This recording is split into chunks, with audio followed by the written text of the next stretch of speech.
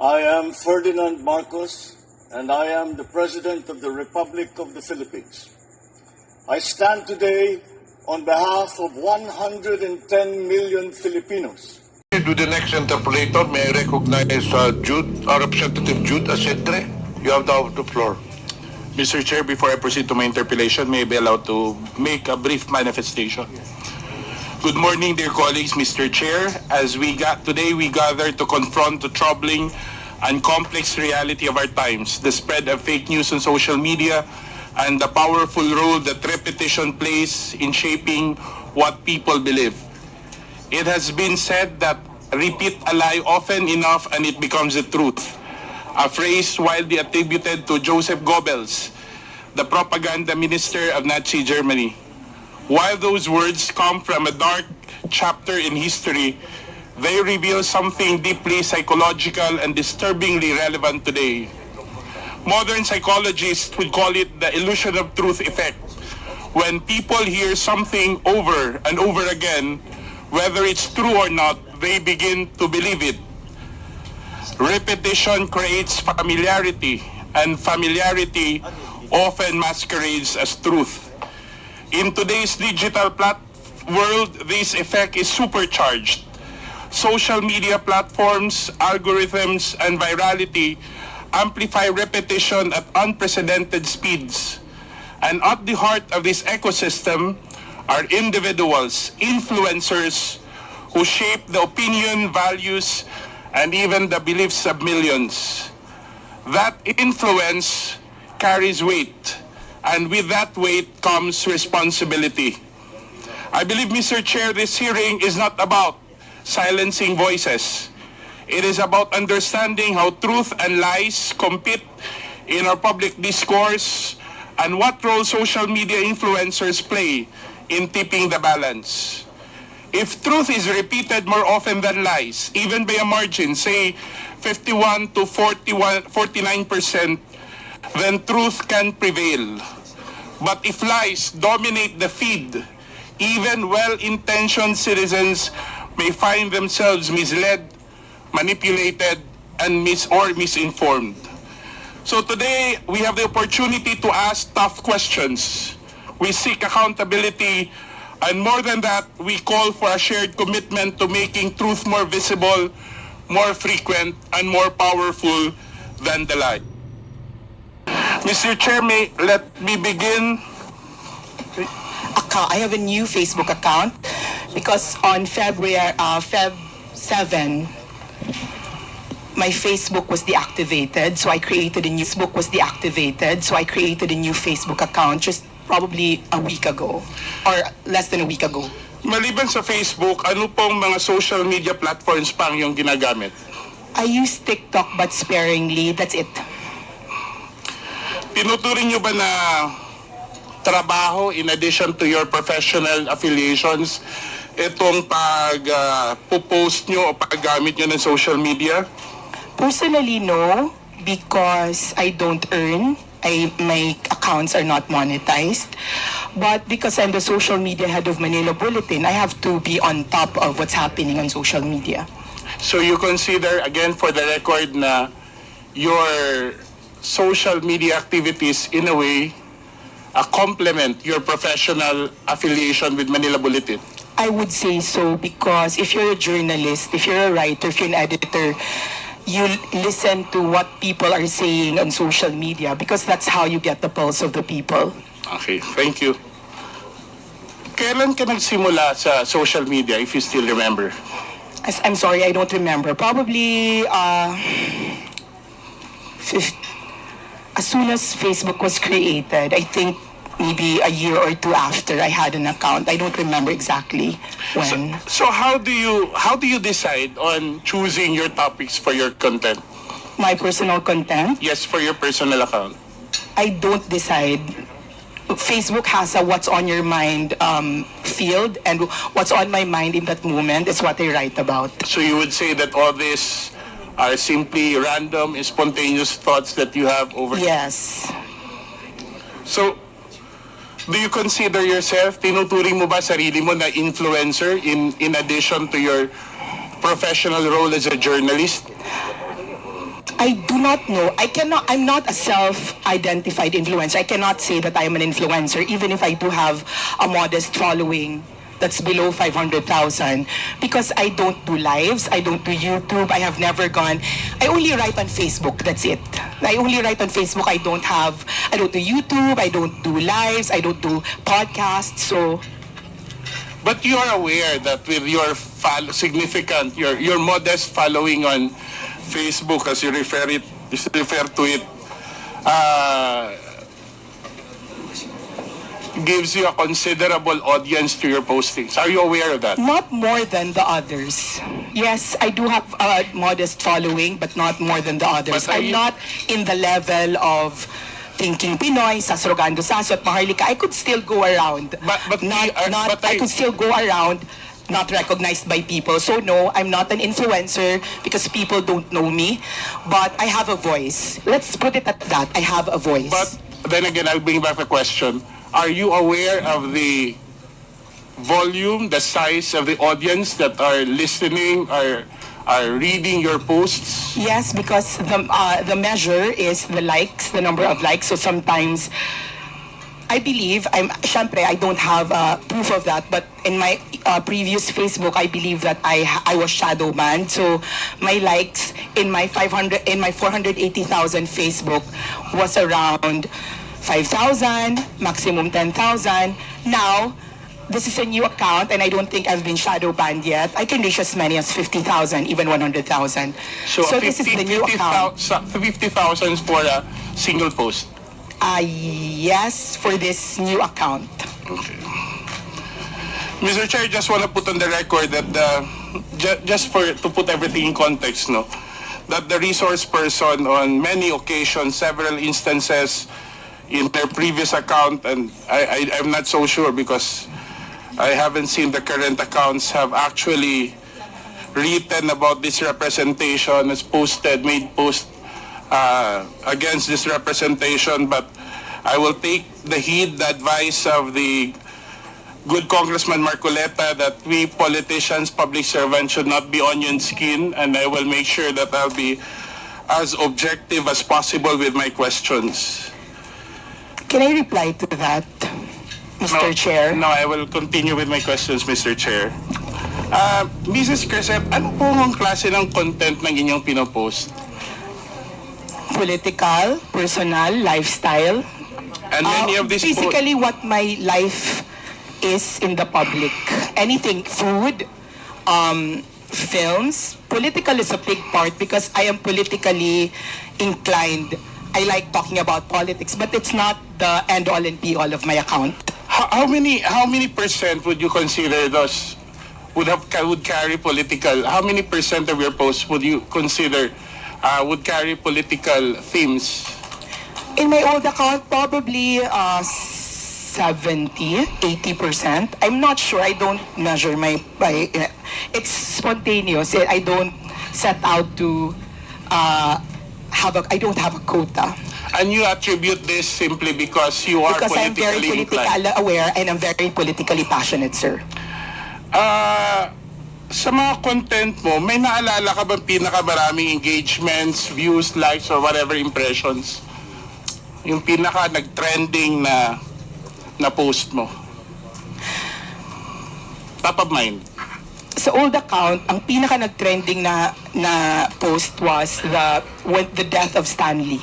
It's not a political post. The death of Stan Lee, the creator of Marvel.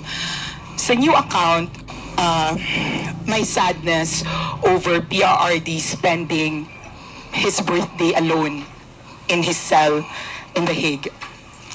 Yung sa mga political post mo in the previous account, ano po yung pinaka nag-trending? I don't remember exactly, but it's always about the former president. So sa tingin mo, bakit nag-trending isang post ni Crescencio? I don't know. Maybe because it resonates with people. Because I have never boosted a post. I'd have never bought likes, or I have never paid to get liked or followed. So I cannot speak for my audience or readers, but it's probably common sense that it resonates with them that there are a lot of people who love President Duterte. May mga contents na sinasabi na non-political o may mga post ka naman na masasabi mong hindi nag-viral, ano? Actually, I don't know what the parameters are for what is considered viral. I don't know. O let's say, anong klase ng content naman na, in your experience, ang hindi nagkaroon ng maraming engagement? May naalala ka ba na... It does not, I do not look at how many likes I get. And whether or not they go viral is not very important to me. I write what I write, whether I have 1 reader or 1,000 readers. But when you post something, do you also engage with your those who make comments? When I have time, when I have time. And when you do that, have you considered ano yung mga dominant demographic ng yung audience na usually mo na napapansin? Are these like-minded people? Are these... Is there a chair?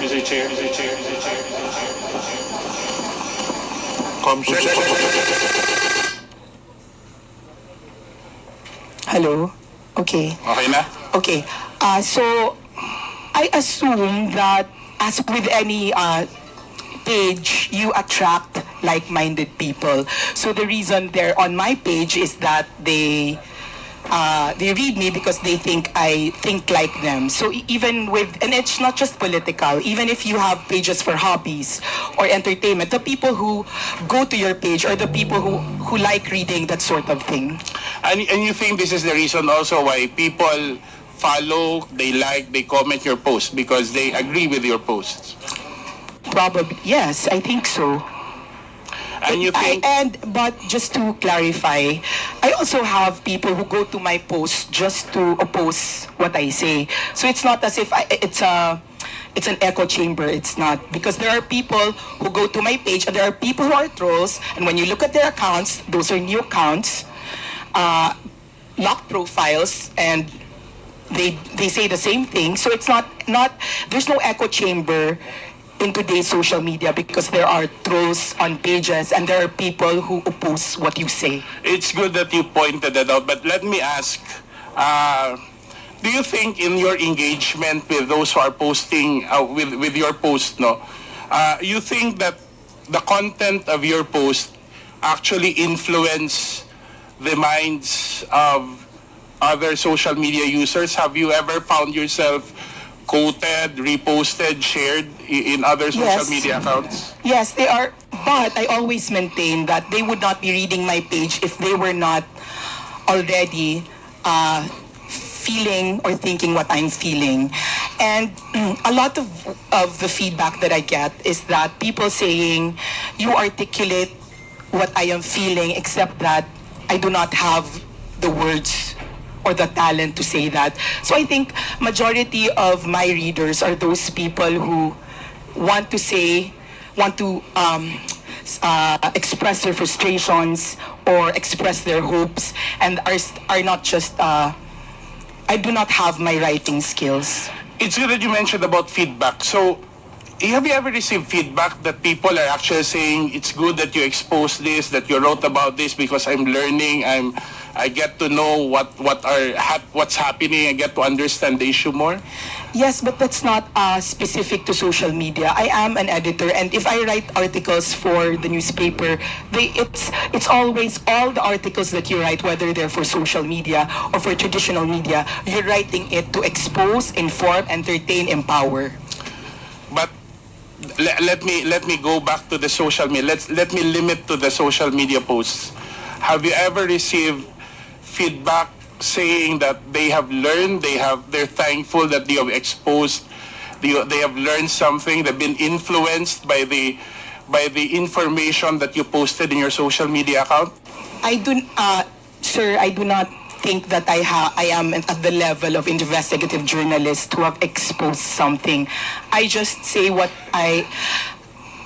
unfortunately, I'm not the kind of journalist who can do exposés. So unless it's something of my personal knowledge, I don't think that somebody has thanked me for exposing something. So are you sure that in your social media post, whether in your previous posts or not, you have not exposed any public official or agency of the government whatsoever?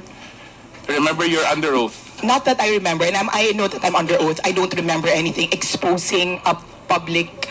And if I'm going to do it, I'm going to do it in my job for Manila Bulletin, not on my page. So I am more protected by my office. I will go back to the question. Ibig sabihin ba sa social media posts mo, wala kang sinabi na nag-i-expose ka sa sino mang opisyal o ehensya ng gobyerno tungkol sa in the conduct of their official duties? I don't remember any exposés I have done. Mr. Chair, is it possible that the committee subpoena Meta for a copy? I understand that Meta keeps a digital copy of all the postings over a considerable time. I move that we subpoena the social media posts of Mrs. Crisette Chu. There's a motion. Any second? Second. Any objection? There being none, motion is approved. Thank you, Mr. Chair. I know you're a professional journalist, Crisette, and I know you're well trained and you studied abroad, and you have a good appreciation of what it takes to be a journalist.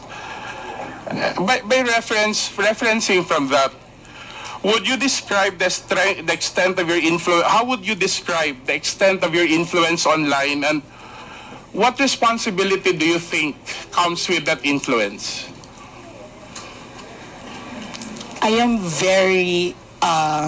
I'm not comfy with the idea that I am responsible for something because I just write. As I said, I'm very careful before all these things. Before, sir, Mr. Chair, before I was included in the top 40 vloggers, fake news, Pogo funded, I have never spoken my politics. Not on YouTube, not on Facebook. I just write. So I don't feel like I am an important political commentator. I write what I feel. But I'm not one of those people na people will think about because I have discussed it. I have engaged with other people. I write what I say. I write what I think, and that's it. Sometimes I answer the comments on my page, but that's the limit of my political conversation. So if you're going to ask me what I think my influence is, then I cannot answer it. Maybe it's better to ask other people if they're affected by what I write and if they feel like I influence them. Earlier you mentioned you have a following right now of how many? About 250. 250,000? Mm-hmm. And in your previous account, how many? 480,000. And then in your average impressions for every post is around 10,000, if I'm not mistaken. That's the number you said earlier. In my new page, in my old page, about 5,000 to... In your new page? About 10,000. 10,000 in per my new post. page. Don't you feel any responsibility to speak the truth and what's factual? Yes, I speak my truth. I'm under oath. I mean, what yes, I'm saying I speak is, my truth. don't you think having such a number of following with that influence, let me call that influence, that a certain degree of responsibility comes with it? Of course, there's a responsibility. That's why I use my training in journalism to make sure that nobody can ever call me out and say it's fake news. I can make mistakes, but they're not glaring mistakes. And I'm still going to have the same opinion from that same. Mrs. Preset, you stand by saying that you are faithful to your journalistic training in the course of determining or choosing the content, the tenor, and the language of your post. Yes or no? Sorry, can you please repeat that? Do you stand by your statement saying that you make sure that you're faithful to your journalistic Yes, training sir. in I terms make sure that in terms as of far as I let me continue first. In terms of the content, the language, the demeanor with which you post, you make your postings. as far as I can, as far as I'm knowledgeable, I post what I feel. Maybe at the moment, maybe when I'm very angry, I post some things that are more inflammatory than when I'm more calm. But basically, those are my feelings. So, so sir, there will be times that I will be more angry towards one politician over another time. I'm still going to be angry at them. Let me ask a question. So you mean when you speak something inflammatory on you post something inflammatory on your Facebook account, you don't mind whether people will be influenced by those inflammatory statements or not? Those are my opinions, and I believe I have very intelligent readers. So if they think that I am lying, they can call me out. If they agree with me because they've used their own eyes, then they can investigate for themselves. Those are my opinions. Those are what I feel. If I say I don't like this person, I stand by it.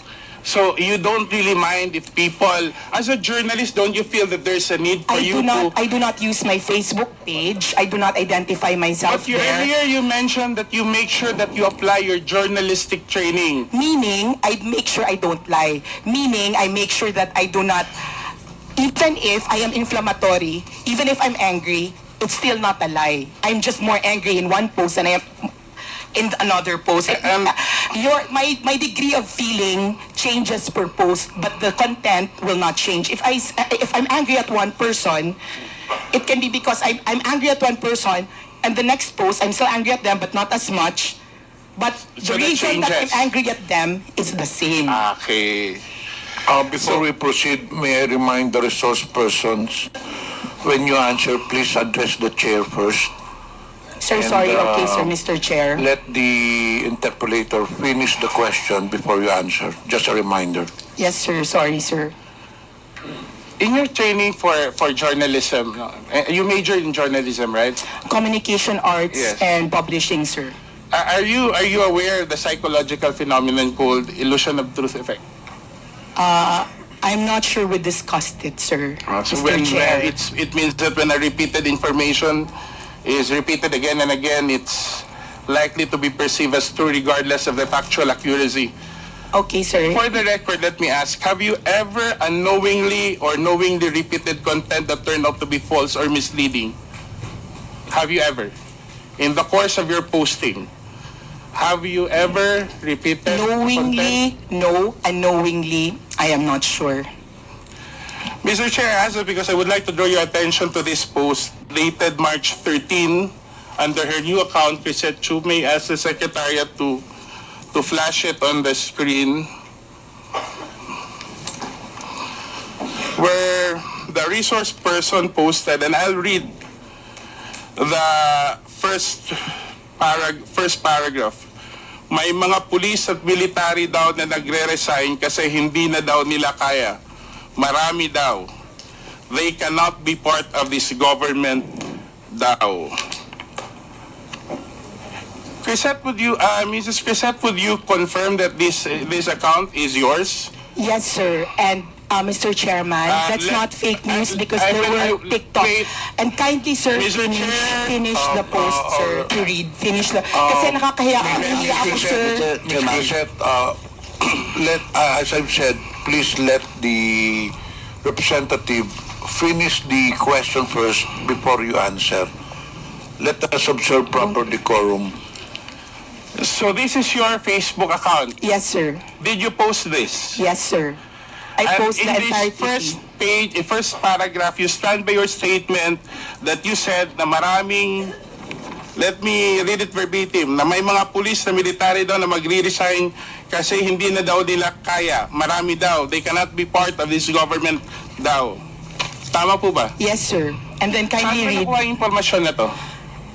Sir, if you go on TikTok, there are policemen. How many policemen? Sir, I'm not counting, but there are many policemen, you and said that's a marami. general impression, But sir. you said marami. So, Yes, so sir. you just Marami, post sir. it on the basis of a single, Yes, sir. 2 or 3 posts? Yes, sir. I will not count all that, but there's a general impression, sir. And sir, if Have you you read all ever my content, Let me ask the question and I'll give you the chance to answer. Have you ever made an effort to verify this post from official sources? yes, sir, because there were already policemen, and I am sure our policemen can also say that there were policemen that are on TikTok that are voicing out their if they have like feelings. So if you could kindly, sir, read the rest. So kasi nahihiya po ako kasi may mga police dito. No. I just want to stand by your opinion. The next succeeding paragraphs are your the opinion of the resource person. I just want to stick to the factual statements you made. And that's basically saying that maraming police at military daw ang magre-resign kasi hindi na daw nila kaya. Marami daw. They cannot be part of this government. And apparently, the resource person, Mr. Chair, has gotten this information from other social media posts. And on a critical matter such as this, Mr. Chair, she did not make any effort, or unless you're contesting it, any I will effort contest it. to verify it from official sources. Mr. Chair, number one, I made sure to put the word thou because no policeman has ever come out to me. Well, before, but it was in my old when they would talk about their discontent. Earlier you said you don't want to write a lie. Yeah, and that's not Let a me lie, ask you, sir. That's when not you a ask lie, sir. the resource person, naniniwala ka ba sa katotohanan? As a journalist, Of course. ang pagsasabi ba ng hindi totoo, hindi pagsasabi ng katotohanan, tama, di ba? Mr. Chair, those are the impressions, not No, only I'm of saying, me. I'm asking you, because I want to test if we have the same idea of what truthful is. Yes, sir. Yes, Ang hindi Mr. pagsasabi Chair. ng totoo ay hindi pagsasabi ng katotohanan, di ba?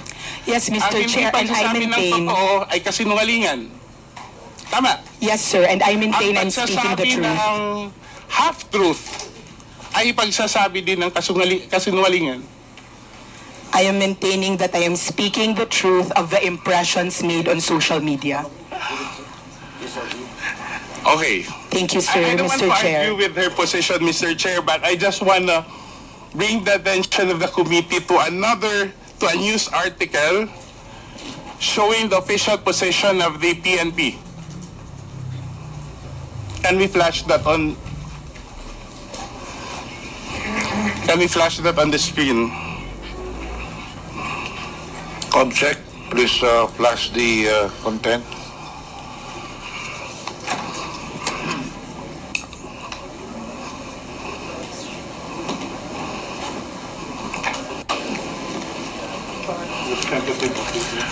Okay, this is a press release. I think this is a news article from, if I'm not mistaken, from the Philippine Star, saying basically, according to the spokesperson of the PNP, hindi daw totoo ang nasasabing mass resignation ng mga miyembro ng PNP. Tiyak po ang pagkakasabi na walang isang miyembro ng PNP ang nagbitiw mula sa kanilang posisyon pagkatapos ng pagka-aresto ni President Duterte. Pinabulaanan nga po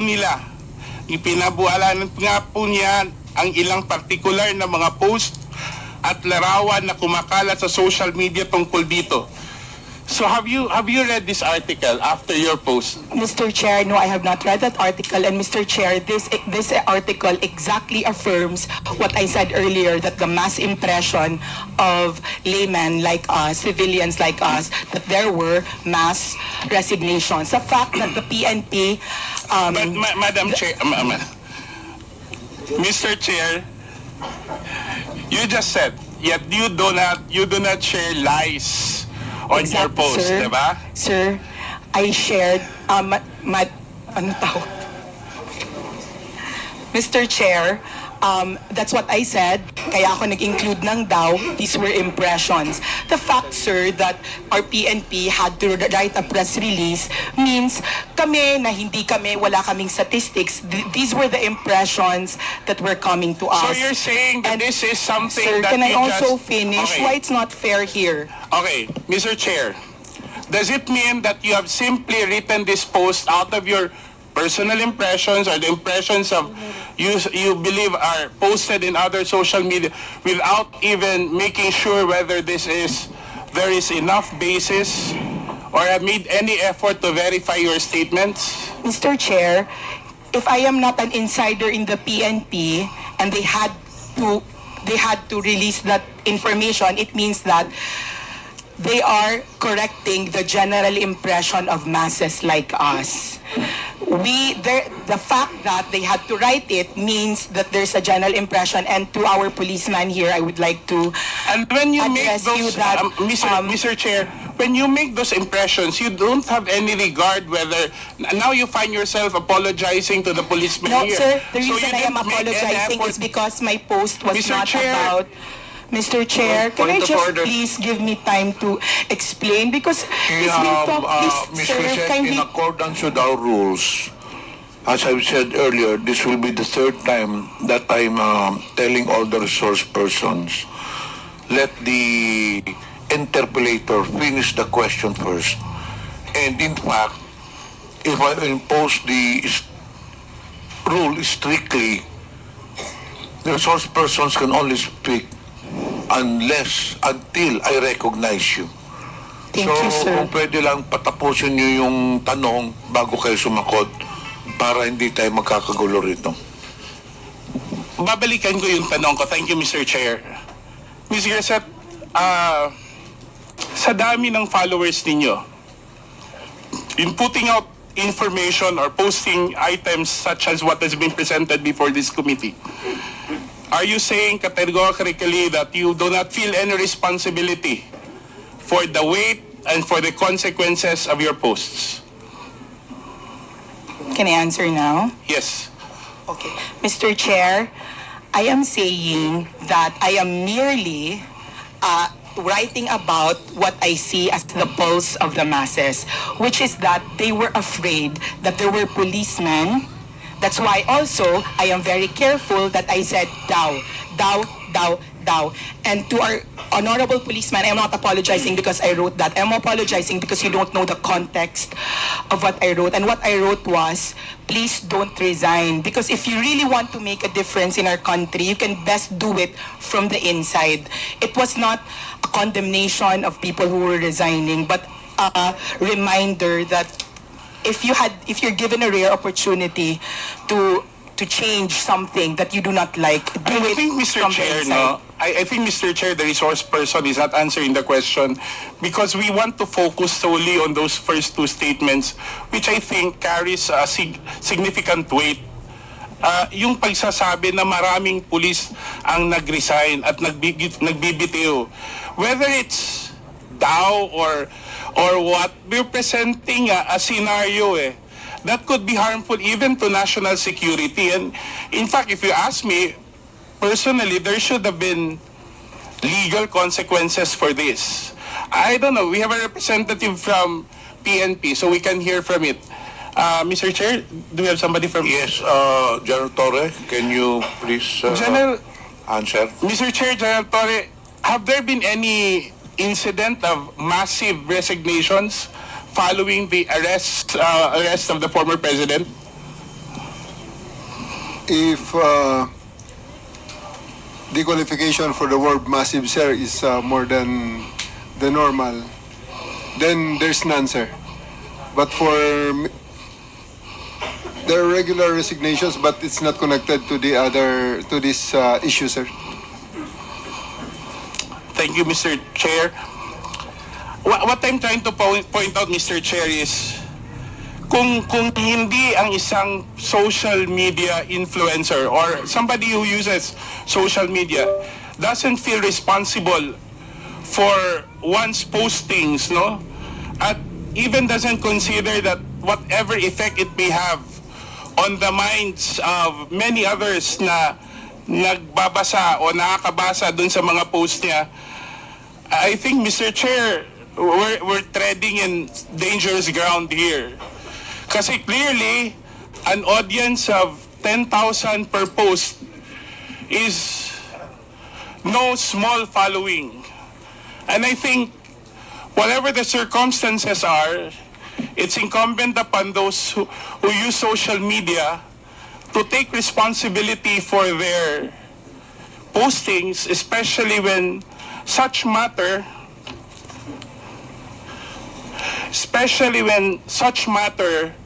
actually affect national security and affect our society as a whole. And I think in this case, this is something that we should carefully consider, especially that the resource person, Mr. Chair, in many of her posts have actually made accusations, criticism, or exposés about public officials, about public offices and agencies. And I think we have to draw the line whether the canons of journalism, especially that Mrs. Crisette Chu is a journalist by profession, that there should be a clear demarcation between personal posts, especially what should determine, I think, Mr. Chair, should be the content of the post rather than who the one writing is. And especially in the case of Mrs. Crisette Chu, her being a journalist, make sure that a serious journalist, as she mentioned, will not publish rumors, because basically the way she explains it is that she has made this post on the basis of social media rumors. The ones who publish social rumors are actually those who are showbiz reporters. So the article on the resignation, and you can see on the following post, there has been no effort, Mr. Chair, to actually verify. May I ask the resource person again, Mr. Chair, after learning, have there been any efforts on your part to rectify or to correct the impression that you said you've articulated in your social media post? Mr. Chair, can I answer this, sir? He's belaboring the point that this is news. It was not news. The reason I said daw was that it was not news, but for me, that if this was true, and you could read it in my post, if totoo ito, please don't do it. I did not say, you can make a difference, you can make a distinction if you were trained in journalism between establishing something and saying, if this is true, please don't do it, and announcement, many policemen have resigned. That's the difference. I wanted to predicate what I wrote with something that was daw, because it was a reminder to our policemen that please do not leave us, please think it through, that you can do more inside. So sir, for me it was more an opinion piece based on the general impression of when I wrote it, sir. So now it's an opinion piece, Mr. Chair. That's how she's referring on it. Facebook are opinion pieces po, So, sir, Mr. Chair, this would be my last point. Would you agree, Mrs. Crisette, if you would, I would be so direct that what you've written on your post is simply somebody's ranting, sensationalizing a rumor heard on social media without no effort to verify, with simply the effort to create some questions or to insinuate a situation that would actually affect national security. Because that's how you explained it. You simply sensationalized a rumor you heard online without considering, without even taking the effort to verify, and without considering the possible effects on national security on the matter that is very sensitive given the political situation of the country right now. And you feel no responsibility whatsoever to the 10,000 impressions or readers that may have, who may be influenced by the opinions that you raised. You really don't care about what people will do or say or take after reading your post. Is that correct, Mrs. Crisette? Mr. Chair, I will reply now. Okay, sir, I do not feel any responsibility because my conscience is clear. It was not phrased as news. It was something. I agree na, Mr. Chair. Sir. I agree na. I'm not saying, I agree with what you're saying. It's not news. But you simply sensationalized on social media a rumor that you've heard or read or whatsoever without any effort to verify it as a responsible social media user, and without consideration that given your following, the people who read and actually listen to you on a matter that's sensitive to national security. Mr. Wala Chair, kang may I... pakialam kung anong gagawin at iisipin ng mga tao, basta sinulat ni Crisette Chu, naniniwala yung mga tao, bahala maniwala sila, hindi. Wala kang pakialam doon. Mr. Chair, may I already reply?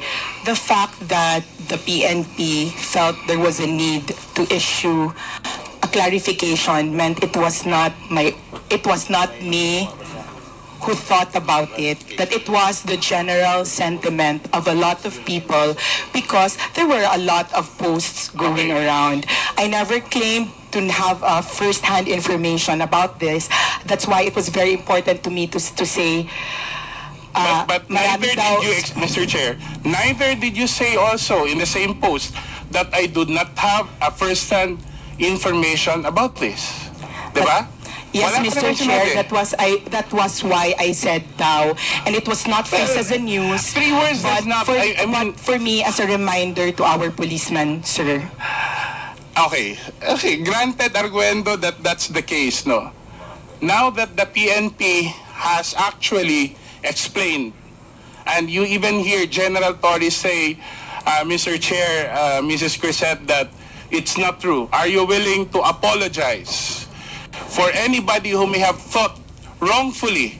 You should say, you claim is not your attention. Are you willing to apologize to those who may have thought or have taken your statement as truthful and factual?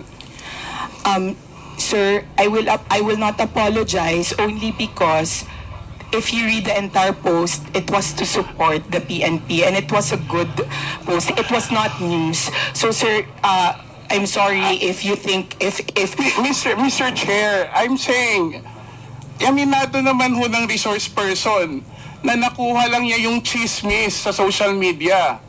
'Di ba? Tapos ginawa niya ng buong kwento na yung mga police, this and that.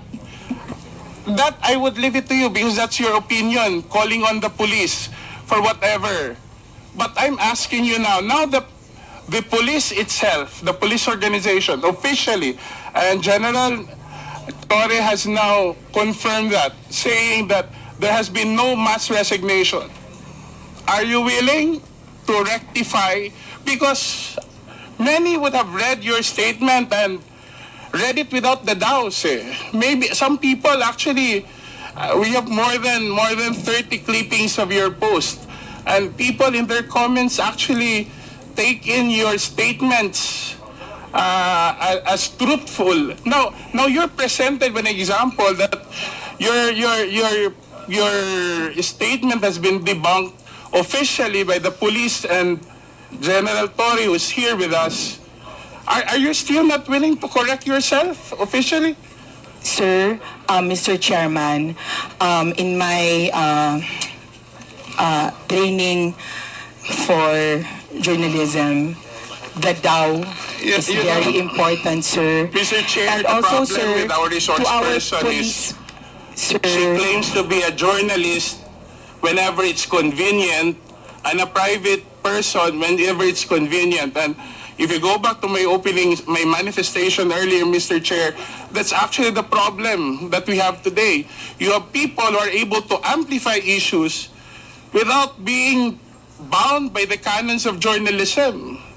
Diba? Subukan kayo ng komentaristang sabihin yan on air, on radio, kung hindi yan matanggal yung license niya sa KBP. And our social media influence, well, not everyone, but those who are able to peddle on sensationalized news or rumors on the basis of mere rumors, I'm not bound by any accountability. Don't even, as the resource person has said, Mr. Chair, doesn't even feel responsible for the consequences of her statements. And I think we're treading on dangerous grounds here. Because, as I said earlier, something that you repeat over and over again, for someone who has a following of 10,000 per impressions per post, 100,000, following 500,000 in her previous account and 200,000 in this current account, that's something that should be considered. Where do we draw the line between one statement and the accountability that he or she must bear for her readers?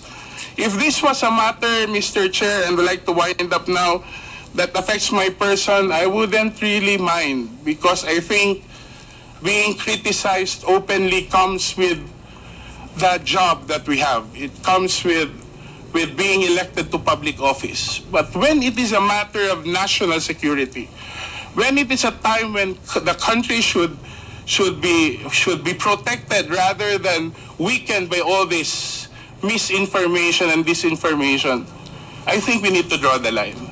I think that's all for my question, Mr. Chair.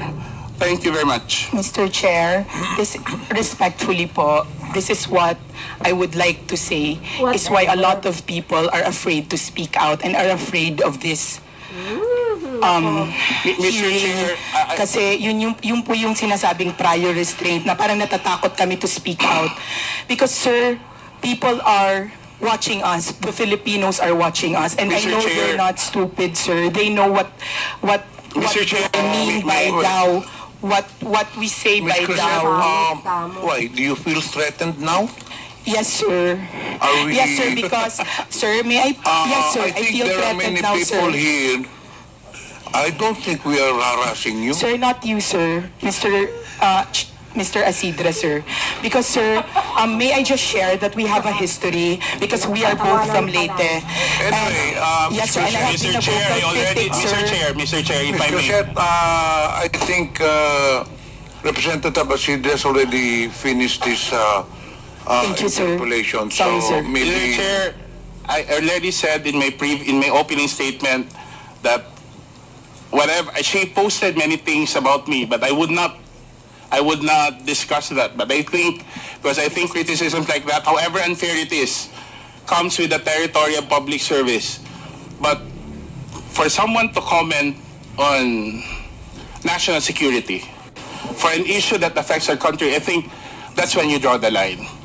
I don't think this is about silencing anyone. I don't think this is harassment, because why would you feel harassed when you believe that you've been saying the truth? Because no amount of harassment can ever drown the truth. But if you've been using such power and influence to sensationalize, to influence, to manipulate adversely, without taking even responsibility for what you said or wrote, I think that's not silencing someone. That's just putting it right where personal responsibility should be upheld. And that's it, Mr. Chair. Chair now recognizes Representative Benny Abante for his interpellation. Thank you, Mr. Chair. I'd like to follow up the questions of Congressman Isidre to Ms. Crisette Laureta Chu. Ms. Crisette, will you be able to answer my question? Congressman, Mr. Chair, yes, sir. Okay. I don't know if Ms. Crisette actually wrote something about me. No, I don't remember doing that. I don't remember her saying things against me. Have you ever made statement against me, Ms. Cassette, at one time? I'm not sure, sir, but I'm sure I've been hurt by some of the things that the Quadcom during the time of Mr. Chair, said you have been hurt. Yes, Why sir. are you hurt? Because, sir, Are you the ones being investigated? Why are you hurt? no, sir, because I'm a supporter, and I just want to be honest, sir. Mr. Chair, what I'm saying is this. You are not being investigated. I'd like to ask a question. Why are you hurt? Sir, Mr. Chair, I will just answer honestly. For example, if you are a supporter of a certain politician, as I'm sure your supporters in your district in Manila know, if somebody you love or support is attacked or investigated, it hurts you. But, sir, I'm just being honest because I don't remember that I said anything about you. I'm just saying that I'm sure that maybe there were. I'm not sure, sir. I'm sorry. I don't think I've said anything bad Mr. about Chair, you. I will not belabor anymore on what she said about me, no? But I just would like to reiterate what Congressman Jude has been saying all along. You said, you're a journalist, right? Yes, sir. Okay, I'm not a journalist. Yes, sir. And you said a while ago that you write what you feel. Am I right? On my Facebook, sir, not on my job. Yeah, you said you write what you feel. Am I right? Yes, sir. Okay. Now, I do not need to be a journalist to write what I feel. Am I right? Yes, sir. All right. So why do you always say you're a journalist? Because they asked me, sir, what I do. You were not asked about being a journalist. You said it, that you are a journalist. Now, Sir, being a journalist, Mr. Chair, binanggit mo yung daw. Is that what you feel? Or are you trying to say now that that is what the masses feel? Mr. Chairman, that's what the impression I got from the social media platforms. The like TikTok. impression Yes, sir. that you got. We call it social media impression, sir. Well, I'm quite ignorant with the social media impression, Mr. Chair. But what I'm saying is this. You said that you write what you feel.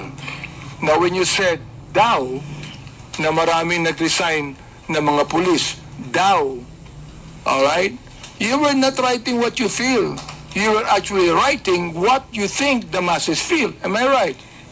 Sir, in the first part of the sentence, yes, sir. And then the second part of the post where I had my own opinion, it was what I felt, sir.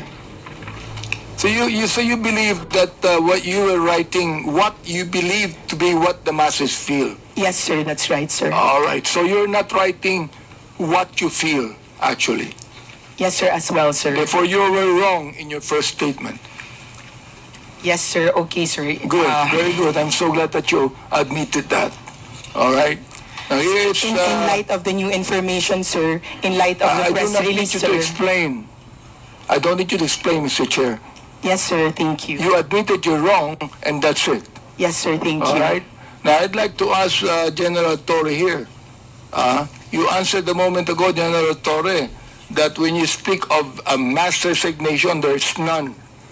There's none. Will you please explain further so that Ms. Cassette Chu will be able to understand that is not what the masses feel?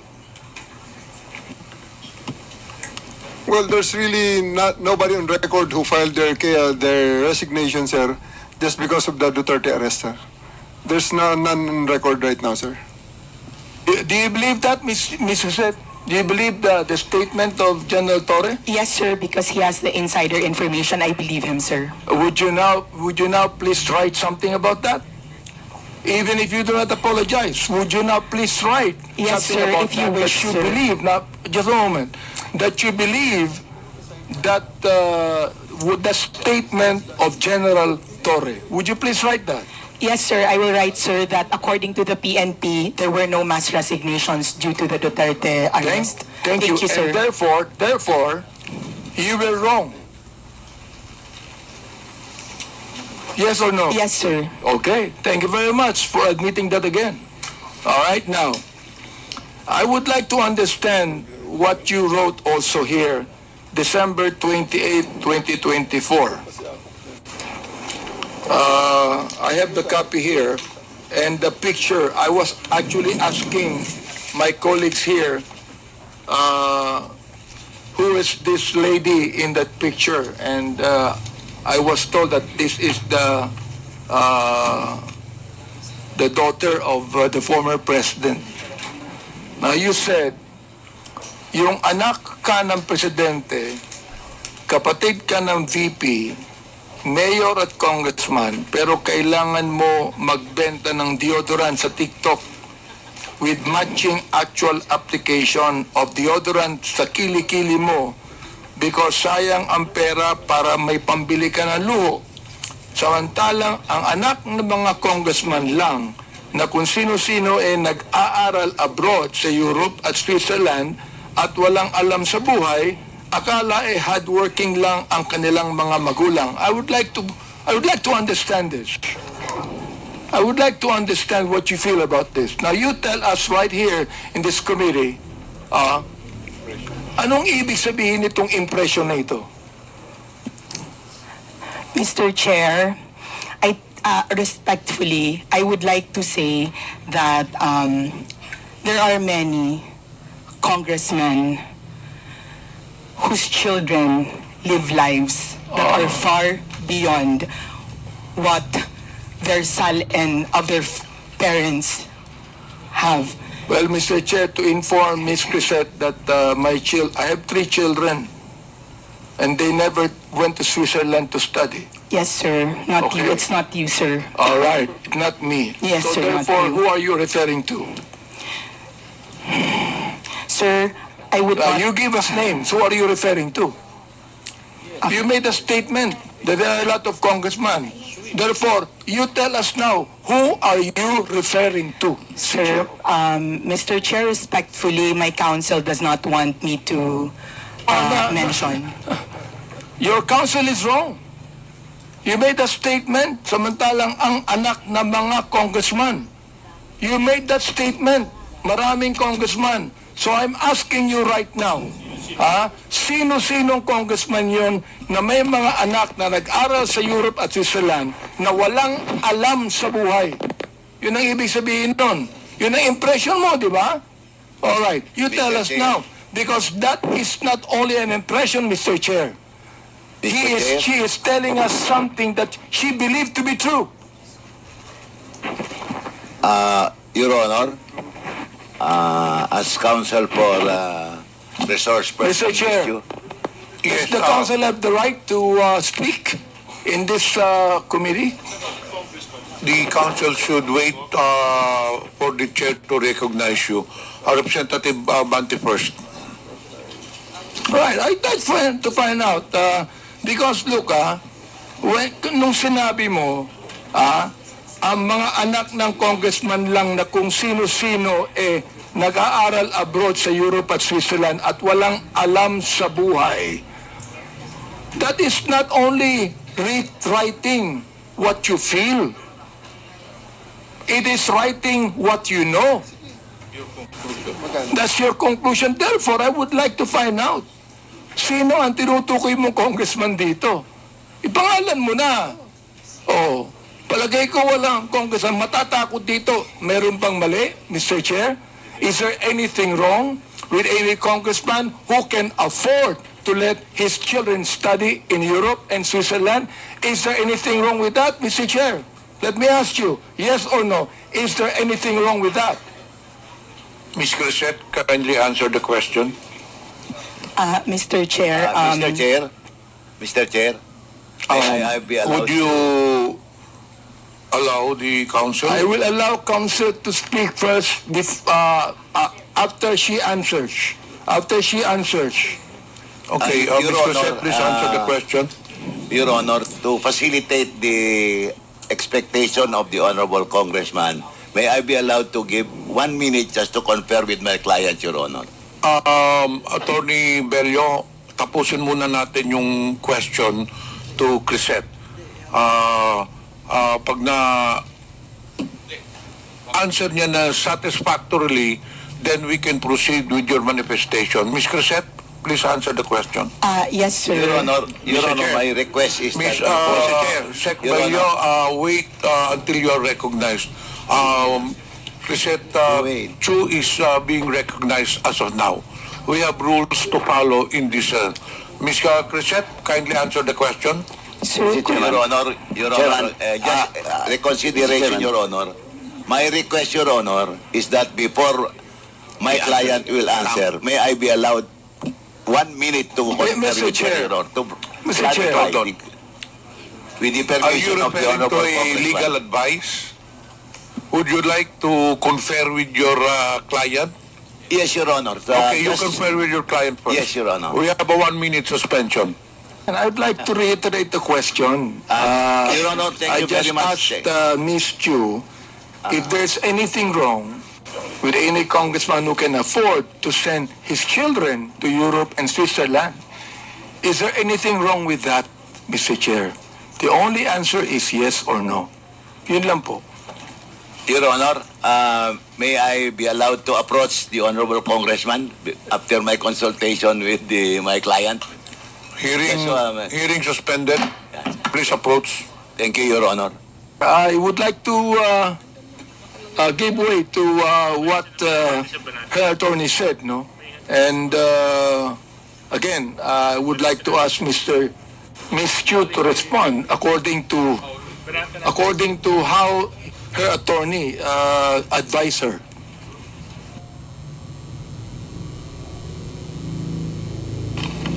Ms. Crisette is recognized.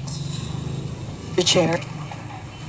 Sorry, sir, I did not hear your question. My counsel was speaking with me. Could you kindly... Representative Abante, do you have any question? Yeah, I asked you a question a moment ago, and your lawyer conferred with you. So I agreed with what your lawyer said, and your lawyer said that it's just a matter of oversight, and you're willing to apologize. So please do it now. Yes, sir, my lawyer and I talked, and my case is a matter of oversight. And I apologize, sir. Thank you, Mr. Chair. I'd like to manifest as the third time that Ms. Crisette apologized to this committee. Let me continue on. Ito, Romy, sinend ko po. On December 28, 2024, Ms. Crisette, Yes, sir. you said, in Tagalog, ang tanga ng gobyernong to, not just as leaders, but as human beings. Is that what you feel?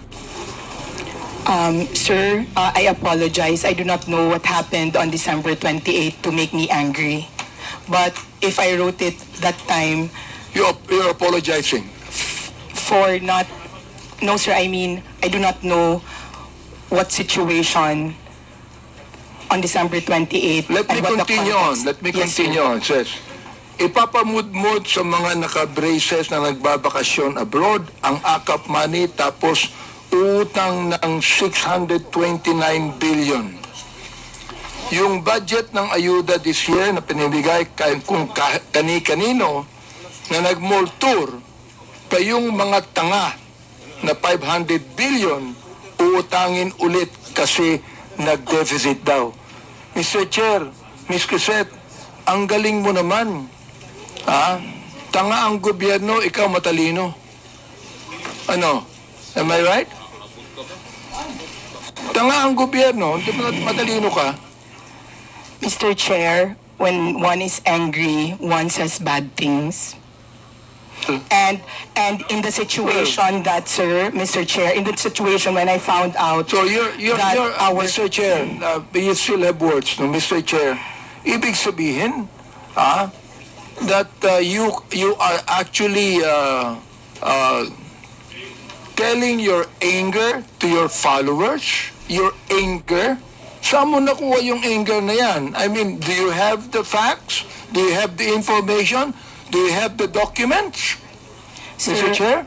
Sir, nasa news po na uutang tayo this year and last year. Sir, sir, please, Mr. Chair, kaya ako nagalit kasi may nakita akong nakaakap na nakabrace tapos sir, I am not laying it on the congressman. I am laying it on the person who gave that person 5,000 despite na, sir, kasi taxpayer kami.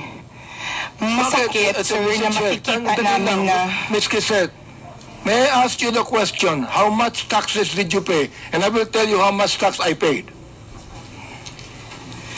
Sir... Ang katwiran mo, you're a taxpayer. Bakit? Anong palagay mo sa akin, di taxpayer? Sir, hindi naman po kayo yung sinasabihan ko ng tanga, Mr. Chair. Kaya tinatanong It was the kita, Mr. process Chair. of distributing the Mr. Chair, up. tinatanong kita kung saan mo kinuha ito. Sa news mo lang pala kinuha eh. Wala kang documents. You cannot even tell me if you're telling facts or truth. Sir, nasa news po kasi sasabihin na mo, tanga ang mag-uutang gobyerno. tayo.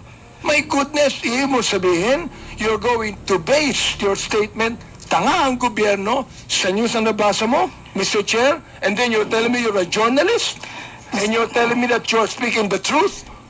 Mr. Chair, respectfully po, those are my feelings. Kasi binamigay natin yung pera Therefore, sa if that's your feeling, Mr. Chair, I demand that you apologize to this committee. I will apologize, Mr. Chair, for my bad words or for... I apologize for my bad words, sir. I apologize for saying the word tanga in my post.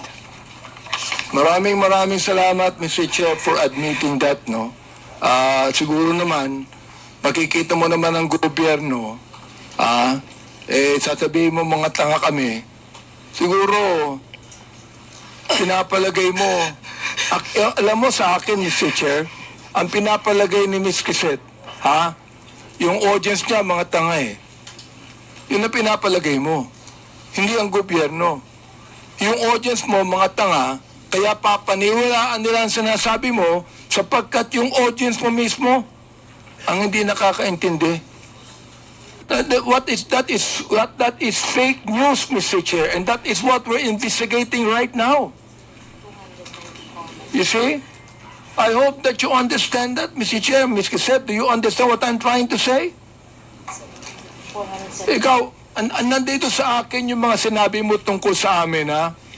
Hindi ako sumagot dyan, eh. Hindi ko na kinakailangan pang i-belabor yan. So, anyway, Mr. Chair, anyway, nakita ko naman na Ms. Quisette is now apologetic to what she said. MJ Kiambao. Miss Mary Jane Kiambao Reyes. Yes, sir. Yes, You Your made Honor. a statement when you were giving your statement that you base your blog on the truth, no? And that you are actually not biased. You are not pro Duterte. You are not pro Marcos. You said that. Am I right? Your Honor, yes, sir. Although I also said in that same statement that yes, I can be biased, but I don't go below the belt. But as far as being pro or anti-Marcos and Duterte, I always try to remain objective. Ms. Reyes, Yes, sir. I am Yes, the Your Honor. chairman of the Committee on Human Rights. Yes, Your Honor. I have records of EJK victims. And you made a statement, it says right here, to the International Criminal Court, global community, and world media. Is this not a pro-Duterte statement? Can you please, sir, complete the whole... No, not yet. Not yet. report? I'm going to complete this. I'm just referring to the first statement, to the International Criminal Court, global community, and world media. It means that you want to tell that to the International Criminal Court. Am I right? Dahil... And therefore, Mr. Chair, you do not agree you do not agree for the former president to be held in the ICC. Am I right? Yes, Your Honor. Okay, very good. So therefore, you are Podo 30. Don't tell me you are not. All right? Sir, can I, No. pwede po akong sumagot? Let me ask another question to you. You said you need to see this. The so-called EJK victims under President Duterte a massive hoax. Do you believe that, Mr. Chair? Yes, sir. Again, Where did you yes, get the information, Mr. Chair? Your Honor, sana po mabasa ng buo yung aking... Do you want me to give you documents on that? Sir, I know what I posted, but I want the whole, the people here and the media to also see ano yung context ng aking isinulat para po maintindihan din nila Ito at na hindi yung lang context, maibase Mr. Chair. sa isang You do not statement even lamang. need to complete this. Kung gusto mo Sir, kumpletuhin ko, yes, ito, Your Honor. I would okay. appreciate very much. I'm going to Mama. complete this now. Okay, Yes, para Your marinig Honor. ng lahat. Opo. The so-called EJK victims under President Duterte a massive hoax. Okay. Sa akin, mali. I have documents to show. Yes, Your Honor, All that right, is now your you truth, said. and I also have my truth. Please. May I remind the resource person to, again, patapusin muna yung interpolator before you answer. Okay po, salamat po, Mr. Chair. And sige po, so, kung pwede po, ibigay na lahat ng tanong at mabigyan din po kami ng pagkakataon na sumagot nang wala ring interruption Of sana. course, you will be Opo. given your opportunity to answer. Pero patapusin muna talaga yung interpolator. That is Sige a po, ruling Mr. Chair. before the resource person. Wag po tayo magsapawan. Opo, Mr. Chair, maraming salamat. Okay, Mr. Chair, let me continue on. You said the anti-Duterte propagandist. So alam ko na kung ano yung bias mo, di ba? May bias ka na rito eh. Oo. Okay, likely funded by drug cartels, terrorists, corrupt politicians, greedy oligarchs, and narco-politicians are desperately trying to manipulate the global narrative. What did you get the information about that, Mr. Chair? Pwede na po akong... Go ahead. Sige. Yes, Mr. Chair, pwede na po akong sumagot? Yes. Okay. Doon po sa mga nauna niyo pong tanong, kung saan, ang sabi ko nga po ay hoax. Ang pinagbabasihan ko po doon ay yung mga naglalabasan ngayon na panibagong impormasyon, mga kita naman po ito sa social media, ano po, kung saan yung mga napabilang na EJK, yung mga nagpakita ng picture ng mga anak nila na namatay daw sa EJK, actually ay hindi po connected sa EJK. At yung iba po ay buhay na buhay naman po. That's why, ang sabi ko nga ay hoax dahil yung mga pinakita ng mga nagrarally at pinapakita nila na namatay sa EJK ay hindi naman po patay. Mr. Chair, nag-a-attend ba kayo ng Quadcom hearing? Mr. Chair? Nag-a-attend ba kayo ng Quadcom hearing? Yung mga biktima ng EJK ay nandoon at nagkaroon pa sila ng prayer rally, Mr. Chair. Nag-attend ba kayo ng Quadcom hearing? You can answer. Mr. Chair, okay, salamat po at pagkakataong sumagot. Yes, nakapanood na po ako ng Quadcom at napanood ko rin po yung mga latest na ganap ngayon kung saan may isang Aling Sheila, Aling Lori, Aling another mother, kung saan yun po, yung mga anak nilang pinapakitang namatay sa EJK ay hindi naman po. Doon po, yun po yung pinanggagalingan ng aking isinulat na opinyon. Yun po ay reaksyon at opinyon sa mga nabalitaan ko po sa social media. At sa mga news online. Again, those are my personal reaction and opinion on the current events. Mr. Chair, ang hirap nun, makakabalita ka ng anuman, tapos you're going to put up an opinion, and you want to let the people believe it's the truth. Yun ang problema dyan eh. Facts. Sinabi mo, They want you to believe that every young life lost was at the hands of our people's president, Rodi Duterte. This is a blatant lie. That is my, pwede na pong sumagot, Your Yes, Honor. go ahead. Sige. Opo. Go ahead. Again, that is my truth. Those are my opinion. And nakabase naman din po yan sa mga available information. Ngayon, makikita po natin na yun nga po, may mga EJK victims nga raw na hindi naman pala. Raw. Yun nga po, sabi, yung raw po, I'm Therefore, referring... you have no right to say it's a massive hoax.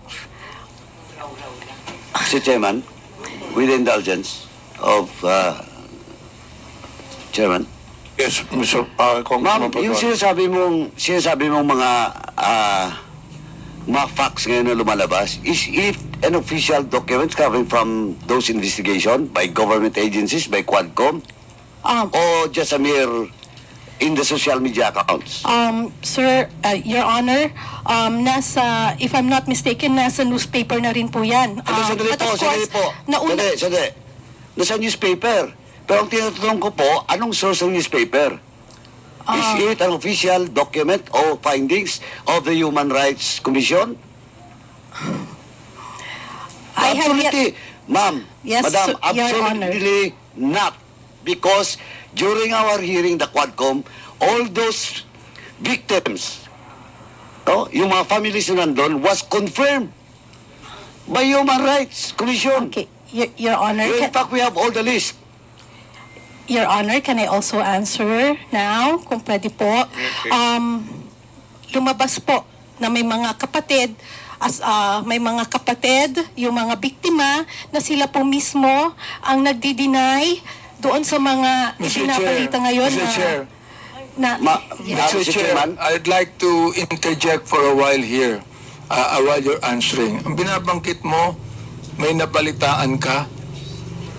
May nabalitaan ka?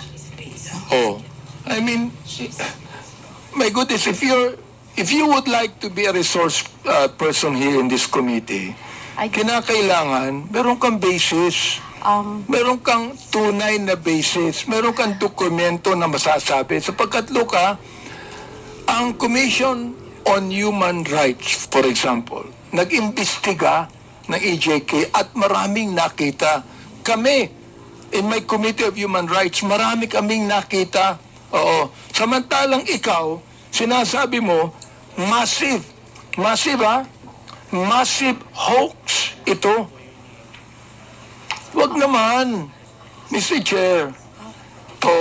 Gusto kong maniwala sa statement mo kanina. Pero ngayon, itong statement na ito, hindi na maganda eh. Nagsabi ka ba ng facts? Some of these so-called victims died years before or after Duterte's presidency. Where'd you get the information? Nasa balita po, Your Honor. Yung iba po ay namatay ngayong last year lang po, Madam, 2024. Mr. Chairman, Opo. Madam, sa Quadcom po, sa hearing namin, at it was confirmed by Human Rights Commission, lahat po na nakalista doon, under our records, was confirmed by Human Rights Commission. Wala po doon yung prior and after ng Duterte's administration. And, Mr. Chairman, kindly, let me just remind that, sir, is he your counsel? No, sir. From the House of Representatives po siya. From the House? Nagpapapirma po. Sabi ko mamaya na kasi busy pa po tayo. Anyway, Madam, Apo. Ma'am, Yes, wala Your po Honor. Now you're talking about those mga disclaimer ng family. Now, ang tanong ko po, is it documented, under oath? Do you have a document for that? Or just a mere media reports? Alin po, sir, yung tinatanong po ninyong documented or media reports? Sinasabi mo na may mga families of victims na dineny, na-refute yung claims. Posted po ng mga Ayun nga kamag-anak problema, nila, posted and then, sa social opo, media. and Ang sinasabi ko, madam, baseless yan kasi based on our investigation and unless otherwise, you can have a document under oath that indeed a certain family of victims clarified and dispute that data. Okay po, Your Honor, noted po. Next noted? time. Yeah, noted Anong po noted? noted po na, Tinatanong po kita kung may dokumento ka bang hawak, wala. tulad po ng sagot ko kanina, Eh, Your sandali, Honor. you answer my question, Mr. Chairman. Yes, I'm trying to answer, Your Honor. Sandali po. Opo. Yes or no? Do you have the document? Under oath? Sir, like I said, Sandali, yes or no? Remember, I am just asking you if you have the document or not, under oath. of the family who Yeah. reported? Yeah. None, sir. Oh, none. It's Oh. on the, like I said, it's a... So none. You don't have. Okay, sir. Next time po, What's kukuha next po time? next time po, bago po tayo magsulat ng mga ganon, kailangan kumuha po muna tayo ng mga dokumento under oath. At hindi tayo basta magbabase sa sinasabi Chair. ng mainstream media. Okay. Mr. Chair, Thank you. let me continue on the Representative statement Abante. he said. Yes. Sinabi niya, facts to nakalagay, facts. Many are completely unrelated to drugs or EJKs. Some of them are still very much alive. You said you do not have any documents on that. Now look, Miss MJ na lang po. Para hindi po Miss MJ, po. you are accountable to the victims and you are accountable to us in the Quadcom. Pinasinungalingan mo kami. Pinasinungalingan mo ang mga victims. Now look, if you do not apologize right now, you listen. Yes, Your Honor. If you do not apologize, I am going to make a motion to hold you in contempt. I apologize, sir. And tulad nga po ng sabi ko kanita, sa susunod po ay maghahanap na lang po muna tayo ng mga under Yun. oath. At Okay hindi daw, po ha? tayo magre-rely sa mga balita ng news. Salamat na lang. po. Okay po. Kaya Maliwanag fake po. news. Yan ang ibig sabihin, non-fake news. Ito, tutuloy ko Maraming salamat din po, Your Honor. Ito sinabi nyo, ikaw, binanggit mo na ito and this is something that you should apologize also. Anong sabi mo? Do not let these criminal forces twist reality to turn a strong, decisive leader into a monster. Now let me ask you, who are these criminal forces? Miss MJ, please answer. Okay. I have this, kasi tulad ng sabi ko, ito po ay mga reaction at opinion ko lamang. Well, therefore At, you apologize because this is okay not po, true. sir. Okay, sir. I apologize. Okay, Mr. Chair, this is the second time that Miss MJ has apologized. I hope that next time, kayong mga vloggers, wag kayong magbibigay ng opinion lang, impression ninyo. Ibigay nyo yung katotohanan, may dokumento kayo. Sapagkat meron kaming documents to show Naiinsulto ko, I am insulted with your statement. Being the chairman of the Committee on Human Rights and one that's investigating, I am actually insulted with your statement.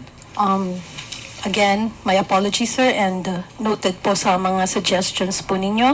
At gusto ko lang din pong sabihin na yung pong post has nothing to do with you. Hindi po, it has nothing to do with, pasensya na po. Well, Mr. Chair, maraming salamat, no? Yung binabanggit mong nothing to do with me, pero yung tinawag mong criminal forces, kasama kami dun ikaw naman, mag-isip naman kayo. Ang hirap nito, Mr. Chair, itong mga vloggers na iba, ito ang mga tanga So, tatanga-tanga ang gobyerno. Mag-isip kayo. Hindi lang sumusulat kayo kung anong gusto nyo isulat dyan. You're telling us na yung criminal forces, gusto kong sabihin ngayon, Mr. Chair, publicly, ikaw ang tanga. Okay, Your Honor, pero Mr. Chairman. Mr. Chairman. Representative Ponduano. Mr. Chairman, just a matter of protocol. May I move to strike out the statement of the Chairman Abante Second. addressed to MJ? Second, Mr. Chair. Thank you, Mr. Chairman. Any objection? Other questions? I rest, Mr. Chair, and thank you so much. I'm not angry at you, Miss MJ. We're just ferreting the truth here. Ano? Okay, Your Honor. Pero again, kung hindi ko pa alam kung saan niyo po nakukuha yung idea niyo na kayo yung criminal forces. Hindi po. Hindi ko. Anyway, again, Ikaw ang I sumuk, apologize. Mr. Chair. Okay po, sir. Ikaw ang My sumulat apologies. Yes. Okay. My Sinulat apologies, mo sir. yun eh. Okay po. Tanga po ako, sir. My goodness.